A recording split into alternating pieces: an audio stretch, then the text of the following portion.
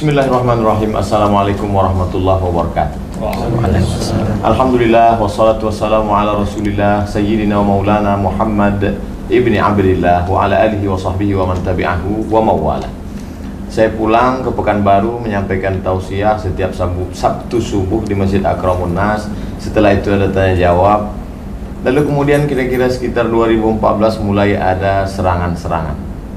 Akhirnya kelabakan mencari jawaban di www.google.com. Ketika mencari, ketemu video Kiai Haji Idrus Romli. Kemudian dapat PDF, saya print, saya baca-baca bagaimana cara menghadapi serangan-serangan ini. Lalu kemudian saya bicara ke beberapa jamaah, bisa enggak kita cari Kiai Idrus Romli supaya kita bawa ke Pekanbaru? Entah gimana ceritanya, saya pun sampai ke Jakarta, bertemu dengan beberapa murid jamaah Kiai Haji Idrus Romli. Saya diberi buku 50 sifat tentang akidah, kemudian diberi buku cerdas dialog. Kemudian pula suatu hari saya sampai ke pondok Kiai Haji Idrus Romli di Sidogiri, tempat beliau belajar, bertemu dengan guru beliau, tapi beliau saat itu sedang di Jawa Tengah. Sampai akhirnya suatu hari di airport Cengkareng Soekarno-Hatta bertemu, tapi kami tak bisa berdialog, bercerita karena di restoran, di rumah makan. Lalu kemudian sampailah hari ini tahun 2020, penantian panjang bertemu dengan guru, tokoh idola, orang yang selalu dinantikan, singa aswaja, Kiai Haji Idrus Romli, hafizahullah wa saddada khutah, nafa'allahu bi waziri ulumihi wa bi matta'alallahu bi tuli umrihi. Semoga Kiai Haji Idrus Romli diberikan kesehatan zahir dan batin, panjang umur, berkah ilmunya dunia akhirat, amin ya rabbal alamin. Kiai Haji Idrus Romli, akidahnya Asy'ari, fikihnya Syafi'i. Begitu dulu tuan-tuan guru kita mengajarkan, akidah Asy'ari, fikih Syafi'i. Tapi sekarang ternyata digugat, fikihnya Syafi'i kok akidahnya lompat ke Asy'ari, fikihnya yang mesti Syafi'i juga. Gimana tuh Kiai? Assalamualaikum warahmatullahi wabarakatuh. Waalaikumsalam warahmatullahi wabarakatuh. Nervous. Sehat Kiai? Ya, alhamdulillah. Gimana kita menghadapi orang yang menggugat kita, akidahnya kok Asy'ari, mestinya akidahnya ya Syafi'i juga, gitu. Gimana Kiai? Dalam masalah ini, Imam Asy'ari itu tidak membuat akidah untuk menyaingi Imam Syafi'i, sama sekali tidak. Juga tidak membuat akidah yang berbeda dengan akidahnya Imam Syafi'i. Imam Asy'ari dan Imam Al-Maturidi, kata para ulama, seperti disebutkan oleh Syed Murtadha Az-Zabidi dalam kitab Ithafus Sadah Al-Muttaqin, Syarah Ihya Ulumuddin, Imam Asy'ari dan Imam Maturidi itu tidak memunculkan pendapat baru, tidak membuat mazhab baru di dalam akidah. Beliau ini semata-mata muqarrir, menetapkan, menguraikan, menjelaskan, membangun metodologi cara menjelaskan dan membela akidah-akidah yang terdapat di dalam Al-Quran, di dalam hadis, disebarkan oleh para sahabat dan diuraikan oleh ulama salaf. Itu Imam Asy'ari.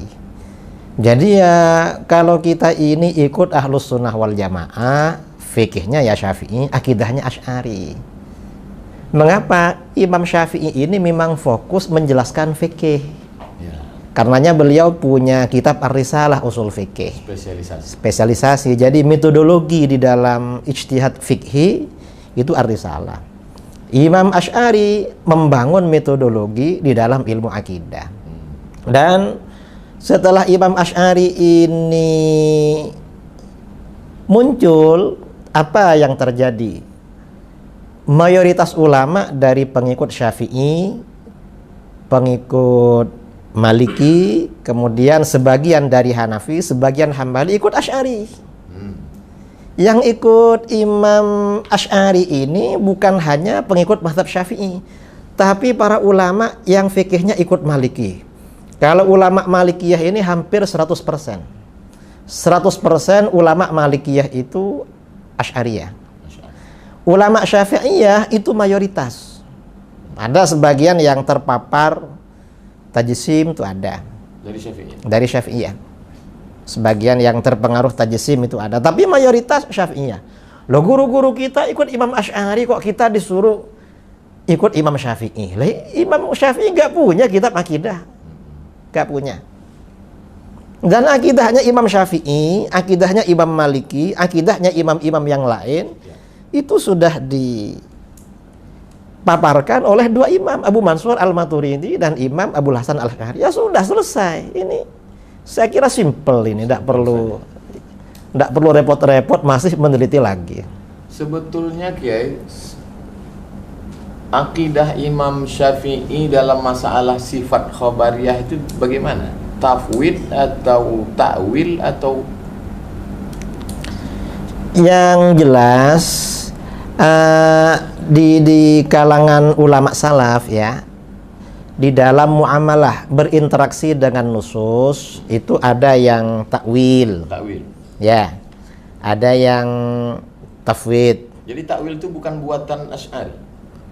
Loh, takwil itu yang jelas bukan dari Asy'ari, tapi itu berlaku sejak masa sahabat. Sebagian sahabat itu sudah melakukan takwil. Kemudian setelah generasi sahabat itu habis, ulama tabi'in, murid-muridnya Ibnu Abbas, murid-muridnya Ibnu Mas'ud, itu semakin ramai yang takwil. Ke belakang tambah banyak yang takwil. Loh, Imam Syafi'i itu bukan hal zahir. Gak mungkin beliau tidak takwil. Jadi karena beliau bukan zahiriyah. Kalau diringkaskan, salaf, generasi salaf itu berapa, Kiai? Takwil, tafwid.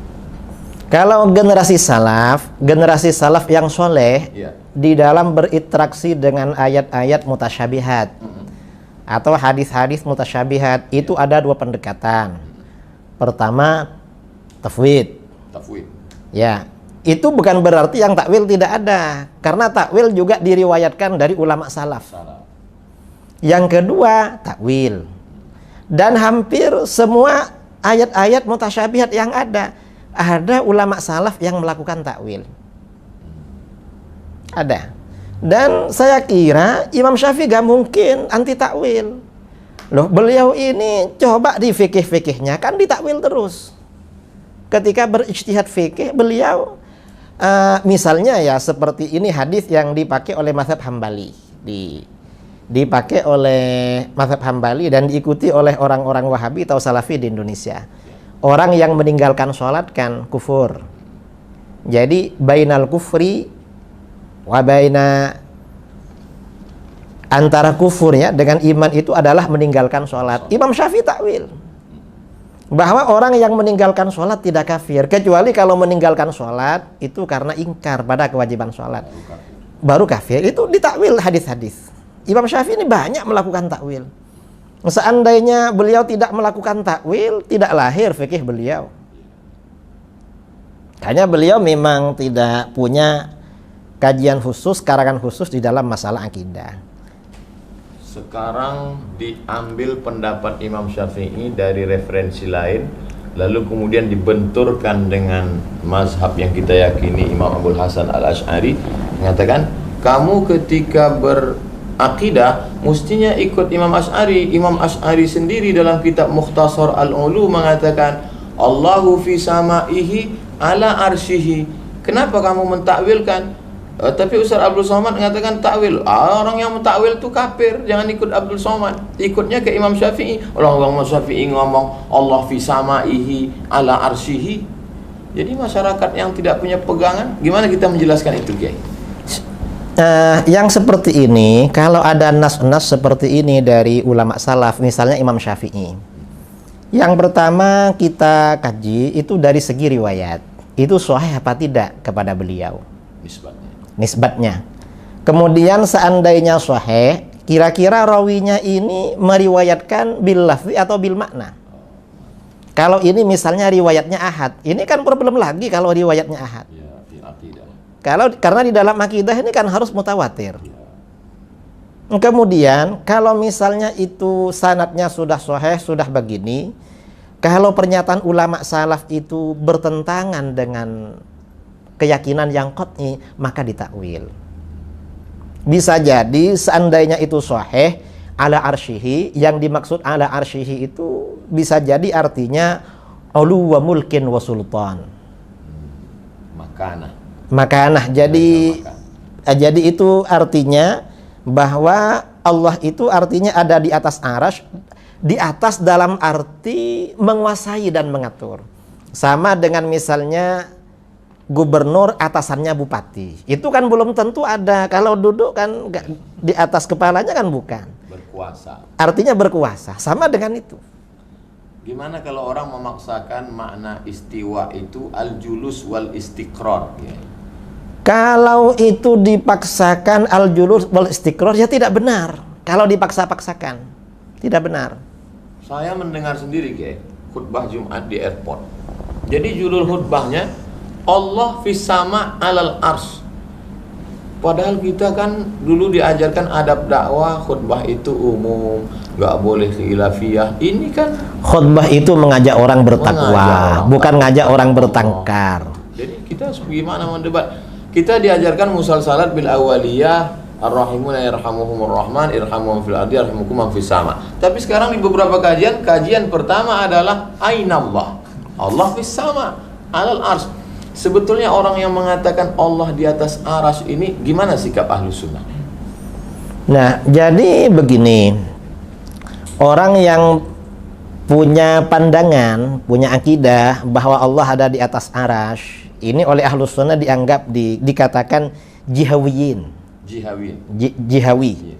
Karena ada di punya arah begitu. Nah, orang yang seperti ini menurut ulama ahlus sunnah itu kategorinya sesat dan menyesatkan. Dhalun mudillun. Enggak sampai kafir. Jadi tidak sampai kafir. Tidak sampai. Kalau jadi imam kita masih bisa jadi makmum. Kalau mereka jadi imam, apakah kita jadi makmum? Bisa. Karena masih tidak kafir. Seandainya kayak tadi bilang nggak bisa, berarti cuma yang itu saya qadha. Gitu. Cuma ya ini yang jelas ini salah. Orang yang berkeyakinan Allah ada di arasy, bertempat di arasy berdasarkan istawa itu salah. Mengapa salah? Yang jelas arasy itu bukan alamat Tuhan. Itu alamat palsu. Iya. Mengapa? Allah itu tidak memerlukan tempat. Allah itu maha suci dari bertempat. Terus kalau Allah di aras, pas dia turun sepertiga malam, terus yang duduk di situ siapa? Nah, ya itu persoalan. Terus kalau Allah duduk di atas aras, apakah Tuhan itu lebih besar daripada aras atau lebih kecil daripada aras? Lah, ini problem lagi. Sebetulnya sahabat dulu kalau cerita tentang itu mereka bahas atau gimana? Dari kalangan sahabat ini tidak pernah dibahas. Mereka pas melalui sifat itu mereka diam aja. Karena begini jadi para sahabat ini memang Al-Quran itu kan turun dengan bahasa Arab. Dan di dalam Al-Quran itu ada yang namanya hakikat, ada majas, ada isti'arah dan lain sebagainya. Lah para sahabat itu karena memang mereka ini orang Arab yang masih asli masih kental karakter bahasanya. Itu ya tidak ada persoalan. Bukan masalah. Bukan masalah. Berarti yang mempermasalahkan itu sekarang berarti bid'ah. Nah, jelas bid'ah itu. Karena pada masa sahabat gak ada itu. Kajian pertama Allah di atas aras. Lah itu namanya kajian bid'ah itu. Bukan ahlus sunnah. Bukan ahlus sunnah. Ahlus sunnah palsu. Palsu, sangat palsu itu. Gimana ceritanya ada sebagian Syafi'iyah terpapar tajsim? Sebagian Syafi'iyah yang terpapar tajsim itu ya mungkin karena lingkungan. Dia sempat berguru kepada sebagian orang Mujassimah. Jadi begitu.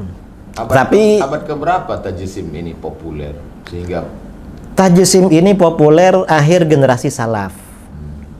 Dari generasi salaf, bahkan tajsim ini pertama kali justru orang Syiah. Syiah tajsim. Ya, orang-orang Syiah yang awal dulu rata-rata tajsim. Kemudian pada abad keempat, setelah Syiah ini gabung dengan Mu'tazilah, ini terjadi perubahan. Malah tajsim ini banyak banyak berpindah ke sebagian Hanabilah.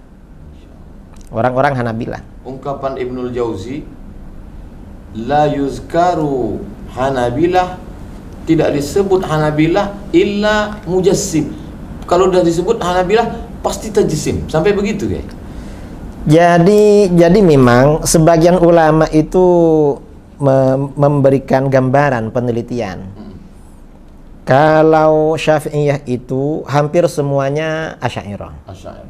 Malikiyah semuanya Asy'ariyah. Kalau Hanafiyah jadi dua. Yang 2/3 Maturidiyah, yang 1/3 Asy'ariyah.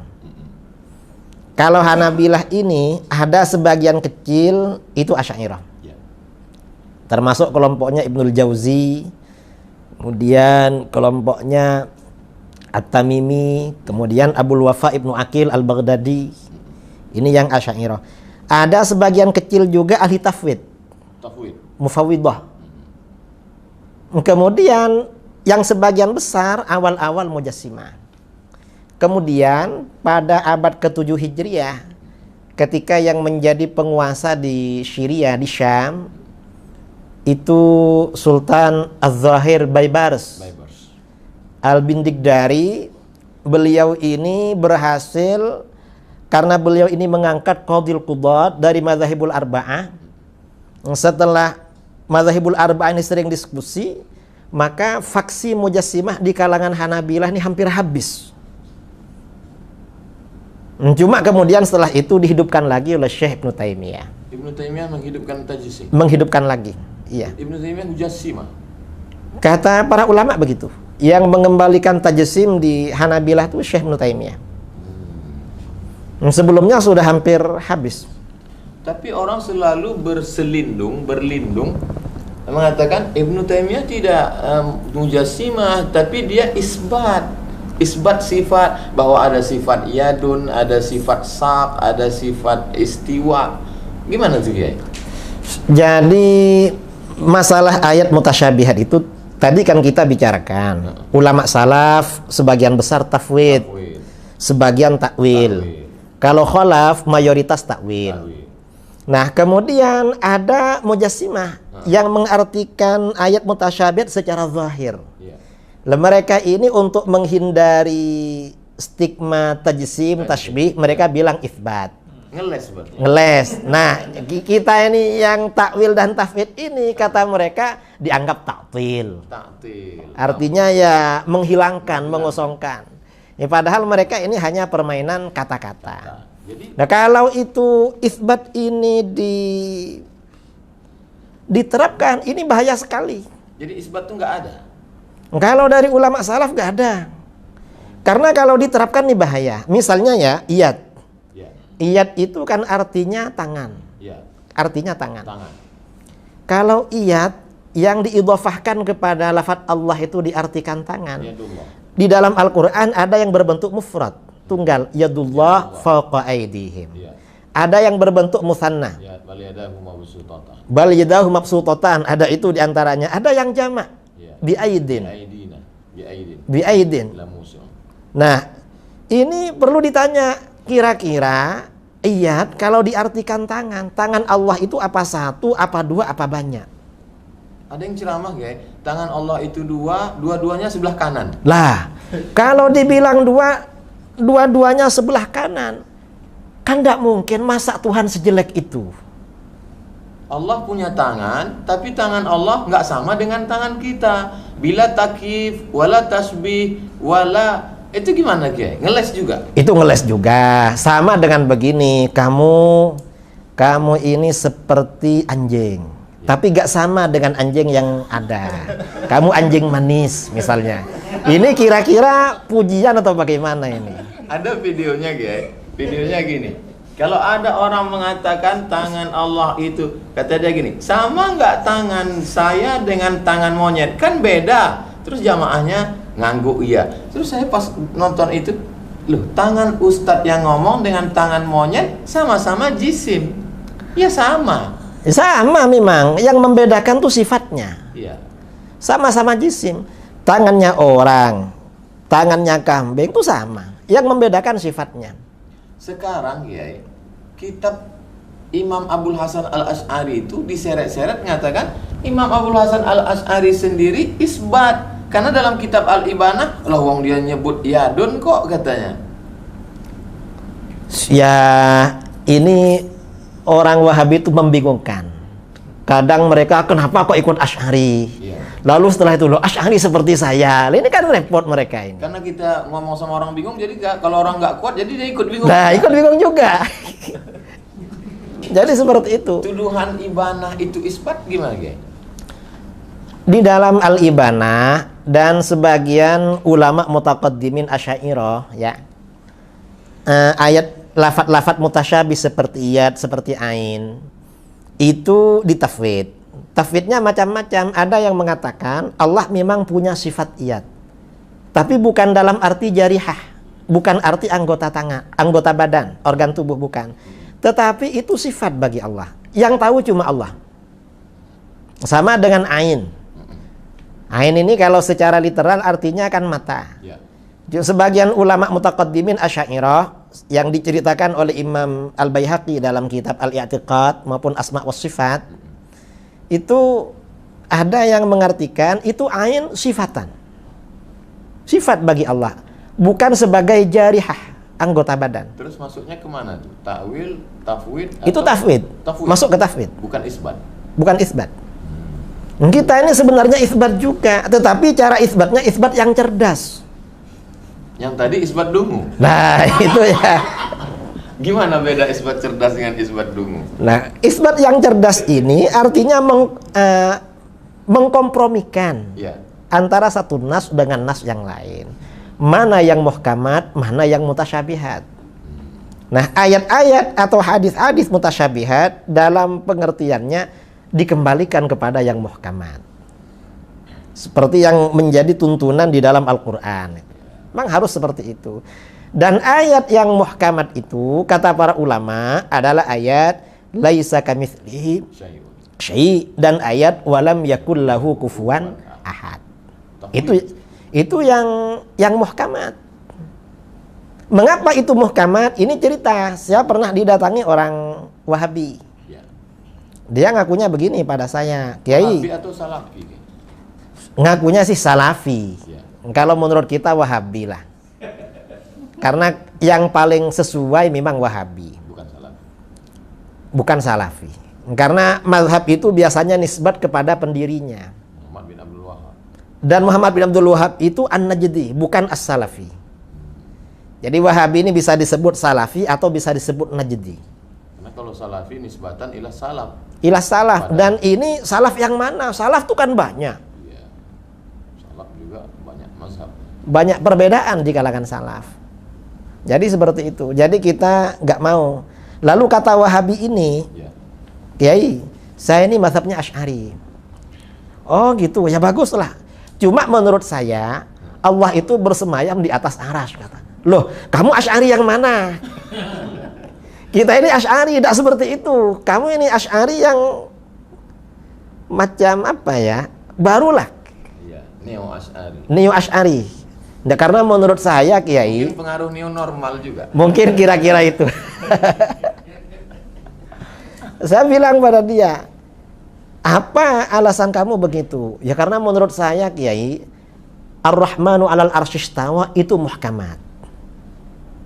Bukan mutasyabihat. Alasannya muhkamat apa? Iya. Karena disebut 6 kali di dalam Al-Quran. Istawa itu 6 kali. Kamu. Apa dalilnya? Kalau disebut berkali-kali berarti muhkamat.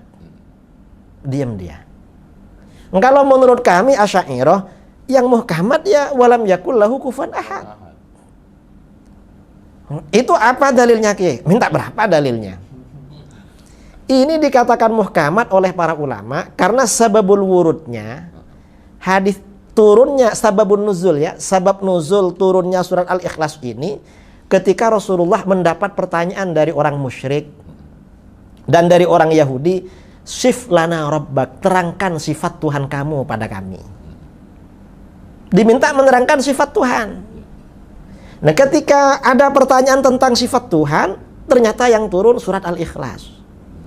Karena surat Al-Ikhlas ini merupakan sifat Tuhan, maka di dalam hadis-hadis seperti hadis Bukhari dan kitab-kitab yang lain dikatakan surat Al-Ikhlas ini sifatur Rahman.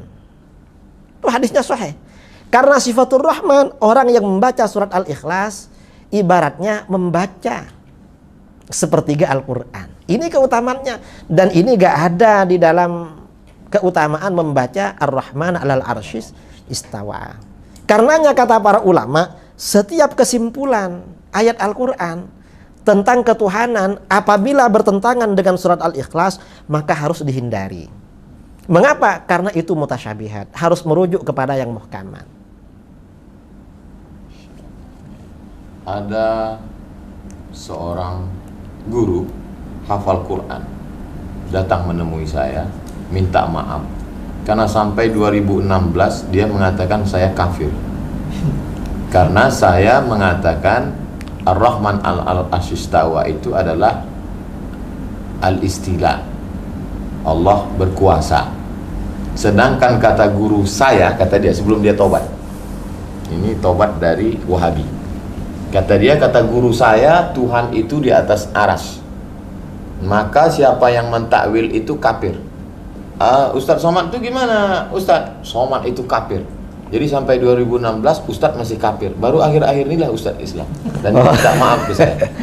Saya pikir begitu berbahaya. Tadi Kiai menjelaskan itu begitu simpelnya, sederhana. Tapi bagi masyarakat, berapa banyak Ustadz dan Kiai dikafirkan hanya karena mentakwil.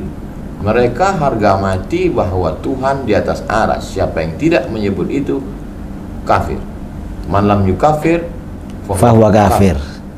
Bagaimana bahayanya ini kepada umat kita? Ya jelas bahaya. Karena mengkafirkan orang lain, mengkafirkan orang muslim itu akan kembali kepada dirinya sendiri. Walaupun kita tidak mengkafirkan mereka yang mengkafirkan kita. Saya tadi berharap Kiai mengkafirkan, jadi saya dapat legitimasi begitu. Masalah ini di kalangan Asy'ariyah terjadi khilaf. Sebagian ulama mutaqaddimin seperti Syekh Abi Ishaq Asy-Syirazi, pengarang kitab Al-Muhadzab. Kata beliau, ahli bid'ah yang mengkafirkan kita berarti kafir. Kata beliau. Wahabi kalau mengkafirkan kita berarti kafir. Karena di dalam hadis, man qala li akhihil muslim ya kafir, faqad ba'a biha ahaduhuma. Cuma kata Imam Nawawi dalam Raudhah, juga dalam Raudhatut Talibin, pendapat yang muktamad tidak kafir. Mengapa? Karena mereka ini ada syubhat. Mengkafirkan ini karena ada syubhat di dalam pikirannya. Apa kira-kira yang memotivasi mereka untuk tajsim? Yang memotivasi mereka ya kurang belajar. Nggak mau belajar. Tapi doktor. Ya dia doktor bidang apa Ustadz? Akidah di Madinah Al-Munawwarah. Lah terus akidahnya akidah apa doktornya? Masya Allah. Jazakumullah. Jamaah yang dimuliakan Allah dimanapun berada, sangat menarik. Tapi di awal Kiai Idrus Romli mengatakan Ustadz Somad hanya punya waktu 30 menit. Dan saya dari tadi melihat dia bicara dengan beliau 30 menit seperti 3 menit. Begitu cepat. Saya yakin jamaah pasti tidak mau berhenti. Kiai, apa yang mesti dilakukan seorang ustadz ulama untuk meluruskan akidah umat? Saya kira memang pada zaman sekarang ini para asatid, para ulama, para kiai, para habaib itu memang harus gigih menjelaskan akidah Ahlus Sunnah wal Jamaah. Kemudian juga meluruskan syubhat-syubhat orang-orang yang menyimpang dari Ahlus Sunnah wal Jamaah. Termasuk tadi yang berkeyakinan Tuhan bersemayam di arasy, lalu pukul 3 pagi turun ke langit pertama. Nah biasanya semua akidah yang menyimpang itu tidak rasional. Karena kalau salafi ini dikejar, Tuhan ini turun pukul 3 pagi. Itu pukul 3 pagi ikut waktu daerah mana? Kalau waktu istiwa kan jalan terus. Jalan terus. Setiap matla itu selisihnya kan kecil. Berarti Tuhan pindah-pindah. Ya, kalau waktu Indonesia dibagi 3. Itu pukul 3 ikut daerah mana? Mereka mungkin jawabnya turun terus. Nah, kalau turun terus lalu naiknya kapan? Itu kan problem. Nanti mereka ditanya, ngapain turun? Mungkin mereka bilang, loh, Tuhan itu turun untuk mendengar doa kamu, makanya bangun sholat tahajud. Lalu kita tanya, apa kalau tidak turun nggak dengar? Mereka bingung lagi. Karena kalau jawab Tuhan nggak dengar, kufur mereka, kafir. Kalau jawab sebenarnya dengar walaupun nggak turun, bisa ditanya lagi, loh kalau dengar dari aras ngapain turun? Tapi biasanya kalau terdesak, jawabannya bila takyif wala taksir. Oh, itu kan cara ngeles terakhir itu. Cara Kalau dialaskan Tuhan itu di atas dengan Isra Mi'raj gimana, Kiai? Itu buktinya Nabi Muhammad naik ke atas jemput sholat bolak-balik. Berarti Tuhan di atas. itu tempatnya Nabi ketika bermukalamah dengan Allah. Di dalam hadis-hadis tentang Isra Mi'raj tidak ada keterangan bahwa itu tempatnya Allah. Tapi tempat ketika Rasulullah mukalamah dan melihat Allah. Keterangannya seperti itu. Bukan tempat Allah. Tidak ada keterangan di dalam hadis itu tempatnya Allah, gak ada. Karena yang Isra Mi'raj, yang membaca hadis-hadis Mi'raj kan kita kan. Mereka ini gak mau sebenarnya peringatan Isra Mi'raj. Lalu dipakai dalil, ya salah dong. Berarti dengar ceramah kita waktu Isra Mi'raj. Lah ya itu, Bid'ah juga itu. Dialaskan lagi doa, Kiai. Buktinya kalau doa itu nunjuk Allah di atas. Kalau Allah di bawah pasti doanya gini. Kata para ulama, atas itu qiblatud doa, sama dengan Ka'bah itu qiblatus shalah. Kalau tanah itu qiblatus sujud. Gak ada orang sujud itu ke atas, gak ada, ya pasti ke tanah. Makanya di dalam Al-Quran itu fasjud waqtarib, sujudlah dan mendekatlah. Kalau ini tidak ditakwil, ini bahaya, karena berarti Allah ada di bawahnya karpet ini. Berarti Wahabi ini kalau mau pakai otak sedikit aja ya. Sebenarnya kalau dipakai sedikit itu lumayan, hasilnya bagus. Nah, mereka emang nggak dipakai, jadi masih orisinil.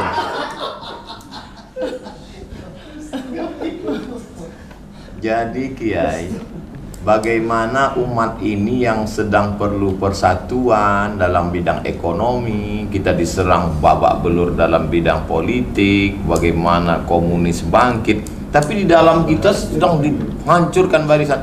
Apa kira-kira mungkin nggak ini gerakan ini disusupkan untuk memecah umat Islam dari dalam? Itu jelas itu, bahwa memang kelompok-kelompok radikal itu memang disusupkan Untuk memecah kita dari dalam. iya, dan memang yang mendapat himayah, perlindungan dari Protek, ya. mendapat protek dari barat, kemudian juga dana tamwil, itu kan kelompok-kelompok radikal. Besar duitnya, Kiai. Ya gak tahu lah, kayaknya iya. Dulu saya kan nonton video Kiai itu yang katanya ada $2.000. Saya waktu itu 1.500. 1.500. Udah turun atau memang? Gak tahu, kalau itu yang cerita ke saya itu mantan Ustadz Wahabi. Tobat. Dia bilang, saya waktu ceramah di Bogor tuh Ustadz, Iya. Kiai tahu berapa gajinya Ustadz Wahabi? Gak tahu. Saya tahu Kiai. Berapa? $1.500. Lo kok tahu? Saya mantan, katanya. Berarti kalau dibuatkan persatuannya bagus juga ya, Kiai. Persatuan Mantan mantan Wahabi. Tobat. Wahabi, saya kira bagus itu. Mungkin Ustadz bisa koordinasi nanti. Termasuk yang tadi yang minta maaf ke saya baru Islam 2016. Sebelum itu saya kafir, dikafirkan. Kalau berani mengkafirkan ustadz, maka tidak heran kita begitu di masjid menyalahkan apa segala macam. Atau akar radikal itu dari sini. Memang akar radikal dari situ Ustadz. Kan mereka memang kelompok radikal, kelompok orang-orang yang mudah mengkafirkan. Kata Imam Ghazali, itu latar belakangnya kurang pendidikan, kurang belajar. Tapi masyarakat mudah sekali terikut Kiai karena hafal Quran dari pintu bahasa Arab, kemudian gimana menyadarkan umat? Kalau masalah hafal Al-Quran, yang hafal Al-Quran itu bukan cuma orang Islam, hatta orang orientalis yang hafal tuh banyak. Kalau cuma hafal Al-Quran, orang orientalis kan yang hafal Quran kan banyak, Ustaz. Kemudian pakai nama-nama pesan SMP Ibnu Katsir, pesantren Imam Syafi'i, SDIT Imam Nawawi. Itu gimana hukumnya? Pakai Syafi'i tapi nggak kunut subuh. Lah itu namanya tipu-tipu, menipu namanya. Saya pernah ketemu Ustadz ya di daerah kami, bikin lembaga Imam Syafi'i, tapi yang diajarkan Wahabi. Saya tanya sama dia, kenapa pakai nama Imam Syafi'i? Kita ini kagum Kiai sama beliau katanya. Nah tapi Imam Syafi'i ini jadi merek, sudah jadi nama mazhab. Kamu menipu. Kamu ini sama dengan jualan sate. Ada orang jualan sate babi, tapi ditulis sate kambing. Begitu ditanya, loh ini kok ditulis sate kambing? Kan yang dijual babi. Kita ini kagum sama kambing. Mereka ini kayak begitulah.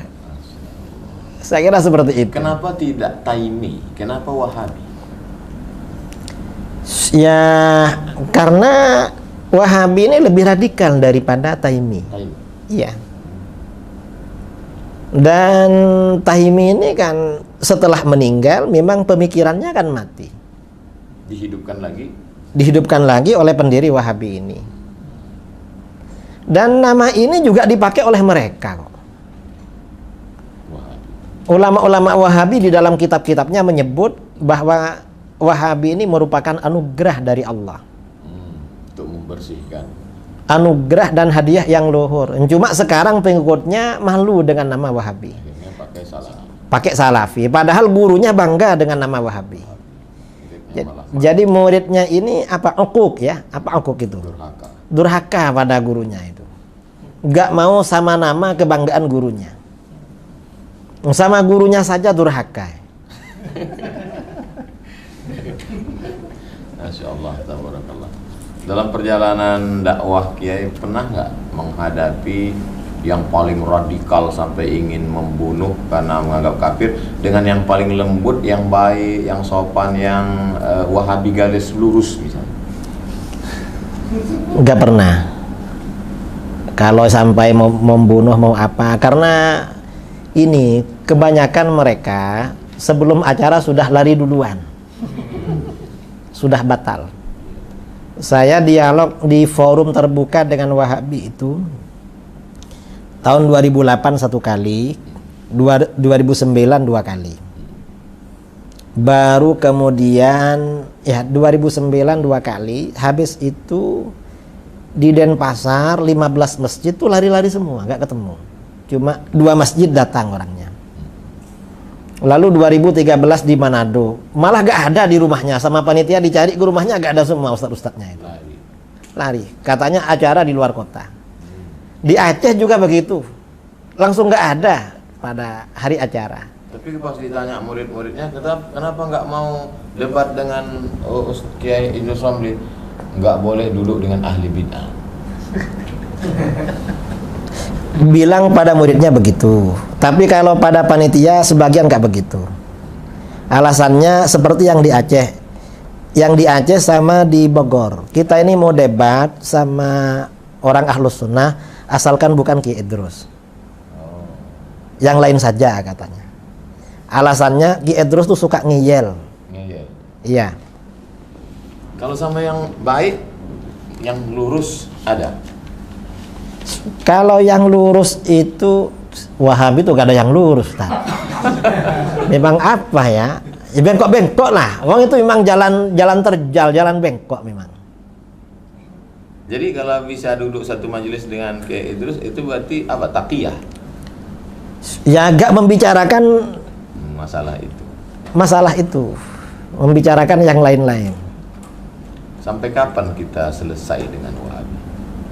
Mungkin sebentar lagi selesai. Sebabnya? Kan sudah gaduh di Saudi. Oh, ya dana Ya dana ini sudah. Ya mudah-mudahanlah segera bertaubat. Mudah-mudahan taubatnya diterima Allah. Amin Allah. Terima kasih yang tak terhingga kepada Kiai Haji Idrus Ramli, singa Ahlus Sunnah wal Jamaah. Mudah-mudahan kita banyak mendapatkan pencerahan insyaallah. Amin ya rabbal alamin. Siap-siap menerima bully dari haters. Jazakumullah khairan. Mudah-mudahan Allah memberikan keberkahan. Terima kasih Kiai. Jazakumullah khairan. Sama-sama ya. Jamaah jangan pernah berhenti untuk belajar. Saksikan terus, baca buku Kiai Idrus Ramli. Saya sampai hari ini tetap banyak istifadah dari buku beliau, dari ceramah beliau. Jazakumullah khairan. Ahsanallahu ilaikum. Kasarallahu amsalakum. Aqulu qawli hadza astaghfirullah li wa lakum. Kita mohon doa keberkahan dari Kiai Idrus Ramli. Tafadhal masyaallah. Bismillahirrahmanirrahim. Alhamdulillahirabbil alamin. Allahumma shalli wa sallim ala sayyidina Muhammadin miftahi babi rahmatillah. Adada ma fi ilmillah. Shalatan wa salaman daimain bidawami mulkillah wa ala alihi wa sahbihi ajma'in. Allahumma qasim lana min khashyatika ma yahulu bainana wa baina ma'siyatik, wa min ta'atika ma tuballighuna bihi jannatak, wa min al-yaqini ma tuhawwinu bihi alaina masa'ibad dunya. Allahumma matti'na bi asma'ina wa basarina wa quwwatina ma ahyaytana waj'alhu al-waritha minna waj'al tha'rana 'ala man zalamana wansurna 'ala man 'adana wa la taj'al musibatana fi dinina wa la taj'alid dunya akbara hammina wa la mablagha ilmina wa la tusallit 'alaina man la yarhamuna. Allahumma ighfir lana wa liwalidina wa masyayikhina wa muallimina wa ashabina wa asdiqaina wa ahbabina wa liman lahu haqqun 'alaina wa li jami'il muslimin wal muslimat wal mu'minin wal mu'minat al ahya' minhum wal amwat. Wa sallallahu ala sayyidina Muhammadin nabiyil ummi wa ala alihi wa sahbihi barak wa sallam tasliman katsira. Subhana rabbika rabbil izzati amma yasifun wa salamun alal mursalin walhamdulillahi rabbil alamin. Taqabbalallahu minkum. Minna wa minkum taqabbal ya